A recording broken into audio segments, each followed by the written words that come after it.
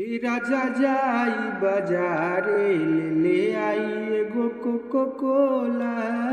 राजा जाई बाजारे।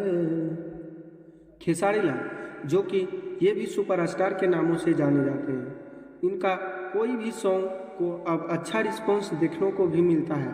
जैसे कि बता देना चाहते हैं, पवन सिंह के बाद दूसरा नंबर इनका ही आता है। ये भी बहुत संघर्ष करके आगे आए हैं। उसी प्रकार से इनका एक सॉन्ग तेजी से मार्केट में सुनने को मिल रहा है कि राजा जाई बाजारे ले आई एगो कोको कोला।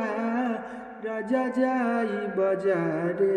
इस सॉन्ग को 382 मिलियन प्लस लोगों ने सुना और अभी भी ये सॉन्ग अच्छा बज रहा है और सुनने को भी मिल रहा है। अगर आप नहीं सुने हो तो आप YouTube पे सर्च करके इनका सॉन्ग एक बार ज़रूर सुने और अपना प्यार दुलार जरूर दें। अगर आप चाहते हैं कि इसी प्रकार से लेटेस्ट भोजपुरिया जानकारी के लिए हमारे चैनल को सब्सक्राइब करें और भक्ति भोजपुरिया लोकगीत सुनने के लिए भी हमारे चैनल से जुड़ें।